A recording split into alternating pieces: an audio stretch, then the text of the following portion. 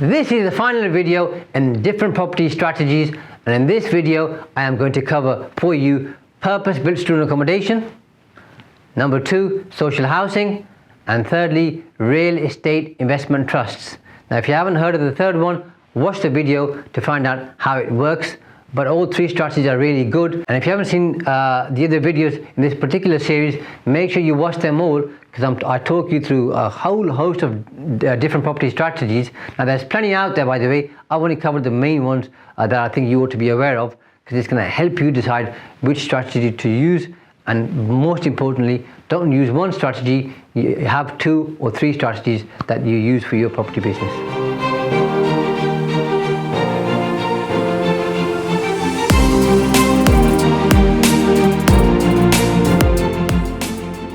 This is the final video in the compilation on property strategies. And just as a quick reminder, in the first video I covered buy-to-let properties for you.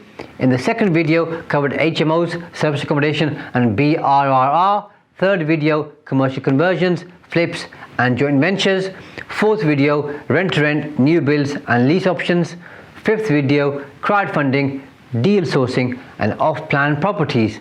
And in this final video I am going to cover for you purpose-built student accommodation, social investment properties and real estate investment trusts. So let's get started and look at purpose-built student accommodation. Student accommodation. Student housing comes in 2 main types. The first is similar to an HMO, obviously aimed at students, and the second is purpose-built student accommodation, sometimes referred to as PBSA. Both share similar benefits and downsides, which should be taken into account for your long-term property investment strategy. And of course you should have more than one strategy, because don't put all your eggs in one basket. The upside of this type of investment strategy is that you can rely on a consistent income cycle, as the student term is obviously fixed and set, and every year you've got new students coming in, depending on obviously where they're studying. And after 3 years obviously they move on. They might not stay with you for 3 years, or if they're doing a postgrad they might stay on longer with you, but it's a year-on-year agreement. Now this ensures that there will be consistent stream of tenants for you every single year, so it's a good revenue source, and you can pretty much predict and project the income that's going to come with it. However, as with HMOs, there are downsides linked to obviously the benefits in terms of student accommodation. And the first one is it's not a downside, but something to be aware of. This isn't going to be to everybody's taste and liking. Just like HMOs aren't to everybody's taste and liking, every strategy is different. Some people love a particular strategy, other people kind of loathe that particular strategy. So you need to work out which works for you. For example, the trade-off for a reliable supply of student tenants is that you will also guarantee yourself pretty much a void period every year that you're unlikely to be able to fill, because when the students break up in the summer recess or break, there's no income coming in for you. This is particularly the case with purpose-built student accommodation, which cannot be rented out as a normal buy-to-let, because in a normal buy-to-let obviously you've got tenants on a 6-month short-hold tenancy. With student accommodation it's different. Likewise, renting to students is likely to result in more wear and tear and more maintenance, hence why you've got to obviously have a deposit and have a rent guarantor, which is usually a student's parent or parents. Purpose-built student accommodation tends to mean new build of or small blocks of flats or apartments that have been designed especially for students. So generally speaking, there's a shortage of residential property, and students really prefer to have purpose-built student accommodation because they've got certain needs and requirements, and they'd rather live in a purpose-built student block as opposed to an HMO. And this is why increasingly there's more purpose-built student accommodation available out there, and it works incredibly well, and it's a great strategy, and you obviously can make sure that you've got separate kitchens and bathrooms and showers and all other facilities available. Some people even have a gym, clearly a common area, and this will enable you to charge more rent than you could do on an HMO, because on an HMO the bathroom or the shower could be shared. With purpose-built student accommodation, you can have an ensuite for every single student, and of course that's of more value to the student, so you'll be able to charge more rent. Now, as an investor, PBSA works much in the same way as with serviced accommodation, in the sense that the investor buys one or more flats and then converts them into purpose-built student accommodation, in terms of buying a commercial property, and you can convert that into purpose-built student accommodation, or you could obviously buy land and then obtain planning permission to build purpose-built student accommodation. The reason why I say it works similar to service accommodation is in terms of it creates a good income stream, and it's a good strategy. But obviously for service accommodation, you charge by the night. For PBSA, you charge on a fixed rate based on a monthly agreement over a set term, which is obviously the academic term. Now, as an investor, one of your concerns is going to be about buying the property and selling it at some point in the future, and then thinking about capital gains tax. But I'd say don't focus on that too much. Focus on creating an income stream and creating a good business model.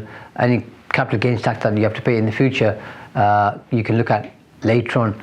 But income generation, I believe, is more important than worrying about the capital gain. The capital gain should always be an extra advantage or a benefit, and I don't think you should buy property just because it's going to appreciate in value. You should buy property because it creates an income stream, so you're making your capital work for you on a daily, weekly and a monthly basis.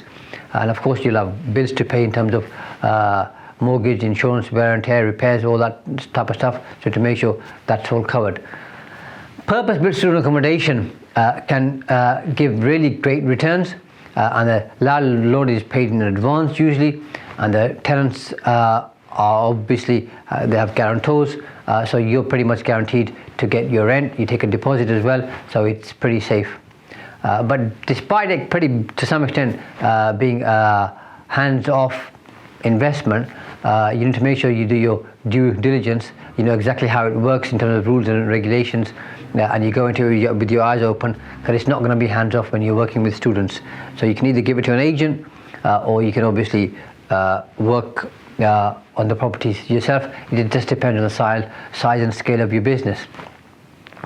Now, it's important to do your research into the housing supply in an area to work out what the demand is, because the last thing you want to do is build purpose-built student accommodation to then find out there's not enough demand and you've just built, let's say, a 40-unit site. So do your due diligence, look at the area, speak to the universities, find out what resource they have and where the gaps are, and whether you can enter into some kind of arrangement with them. Also speak to them to see obviously if they can promote your unit to their students, or alternatively take it on for you, and to some extent manage the number of students that you get, because obviously universities have their own digs, but those, once they're taken up, they haven't got any extra space, so students then need to find accommodation elsewhere. And usually for the first year, universities tend to accommodate students the best they can. Second year, most students then have to find their own accommodation.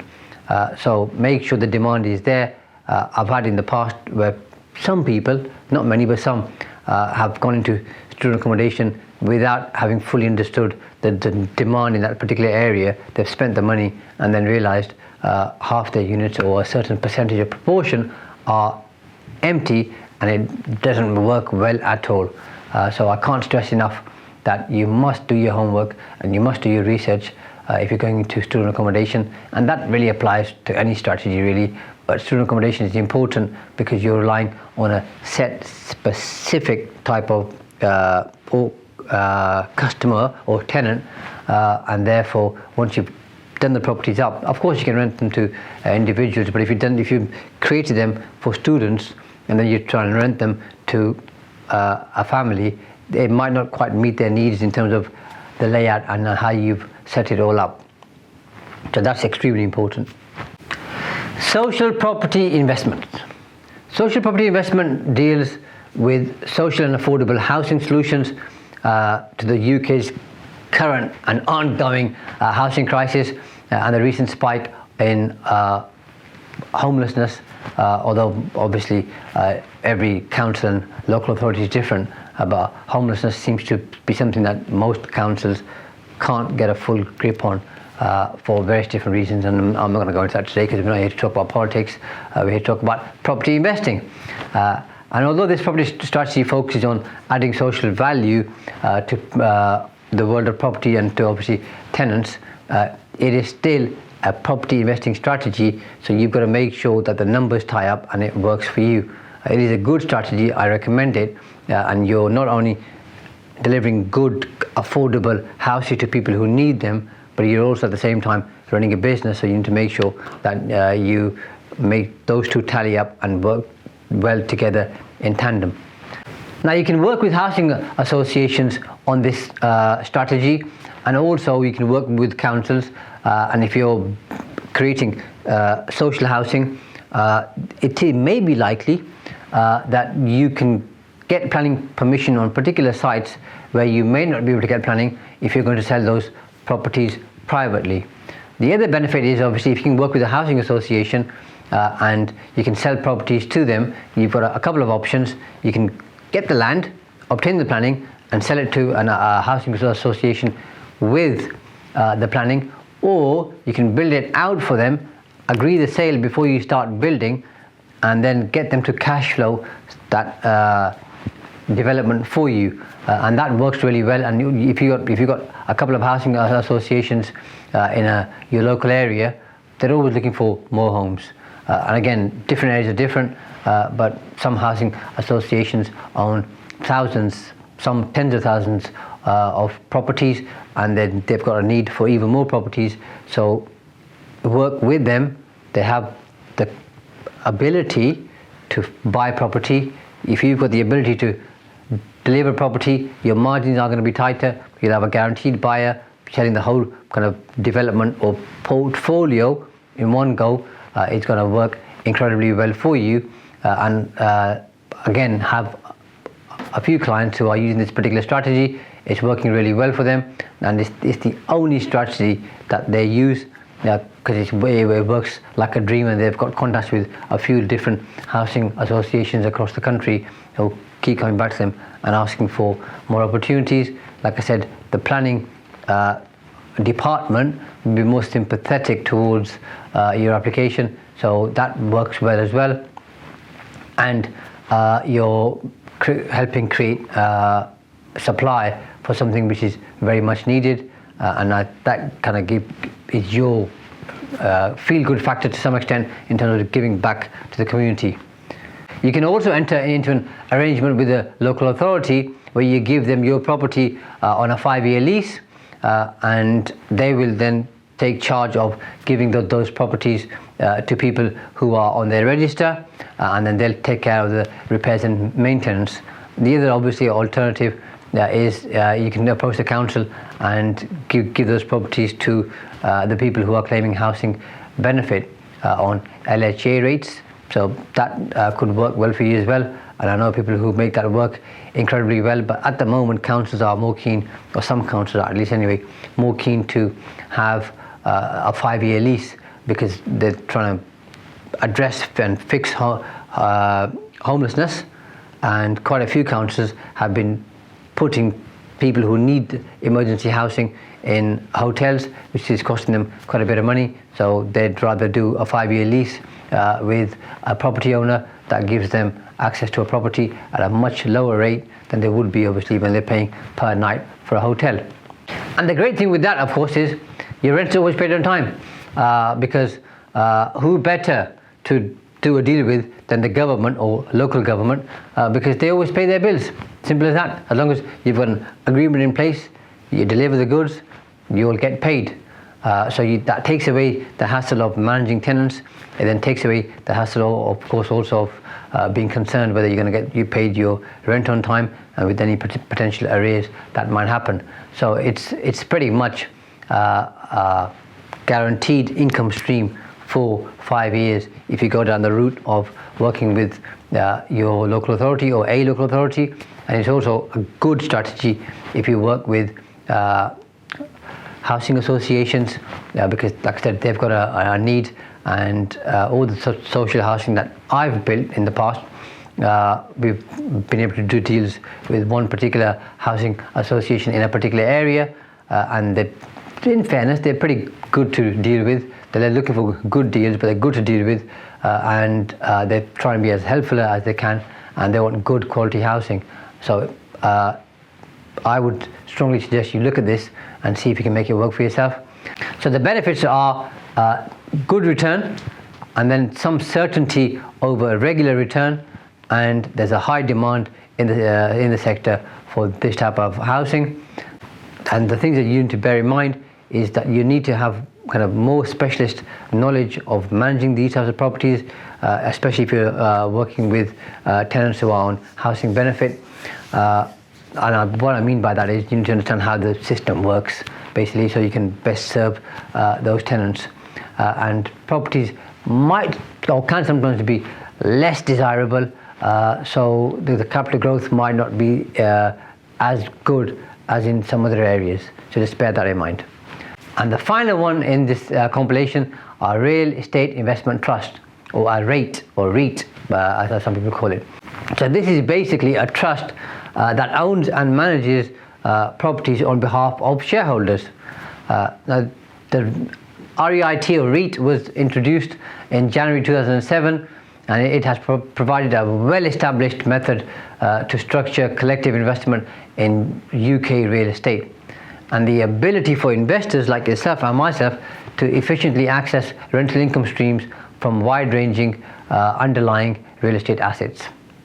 Now, the key features of a REIT include an exemption of corporation tax on rental profits and gains from the UK property rental business, so that's a good advantage. As a result, a REIT must distribute 90% of its net property rental income to investors, so that's a good thing obviously if you're an investor. It also enables exempt investors to benefit from their own tax status, so that's another benefit. REITs allow anyone to invest in property portfolios or real estate assets the same way that they invest in other industries through the purchase of individual company stock. And these aren't that well known because I think they are a new animal compared to kind of property itself. And usually it's bigger companies who get set these structures up. But you don't have to be big by the way. You could do it too. You just got to go through the process. So as a stockholder, if you have a share in a REIT, you're going to create income from the asset, and without the hassle of buying those properties, managing those properties, funding and financing them. So it's very much hands-off.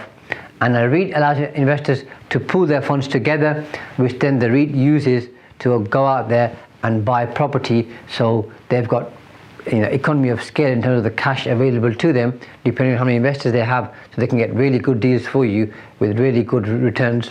And as an investor, you'll obviously get your payments by way of dividends, and investors can hold their investments in an ISA, a SIP, a SAS, or a long-term investment savings account. So it makes it very tax efficient compared to obviously any other type of property strategy. And at the minute there are, I think, best part of 50 REITs listed on the London Stock Exchange, so there's plenty of choice available to you. Mortgage REITs provide finance to purchase property and generate income from the interest generated. There are also REITs that are listed on a stock exchange but do not trade, and those that remain private and not listed on a stock exchange, that's obviously a choice, just like a business can decide to float as long as it meets the criteria through an IPO. Similar for a REIT. So the benefit there obviously is if you want to set up a REIT for yourself and invite investors, you can do that. It's usually people who are more sophisticated or who have more experience or access to investors who tend to do it, but it is a good strategy, and depending on your risk appetite and how involved you want to be in property, I'd say having some money in a REIT is a really good idea. Also, as you become more experienced and you have the cash flow and the contacts, I think setting up your own REIT is really good because you can see the advantages and the lucrative incentives for someone to invest in a REIT. So as long as you've got those investors and you can share the tax advantages and the other advantages of cash flow and dividend payments, makes it a really good strategy for you to implement and adopt as you grow and develop in your property journey. And with all of these strategies, remember, there's no right or wrong way. So you decide what's right for you. You decide how you want to do it. Every strategy has its pros and cons, upside, downside, advantages, disadvantages. Like I said on some of the other videos, it's based on your priorities, your goals, your commitment, how involved you want to be, how much access you've got to capital, what you want your business to look like at some point in the future. And one person might say commercial conversions are the best thing since sliced bread. Another one will say to you single lets are the best thing since sliced bread. So it's horses for courses, and one size does not fit all. So you decide which strategy works best for you. Research, learn, talk to people who are adopting all the strategies that I've shared in this compilation of videos with you, and then test them out and see which one works for you, and share your feedback. Any questions, post it in the comments below. Click subscribe so you get updated with all the new videos, and if you like the video, click like so I know this is the type of content that you want.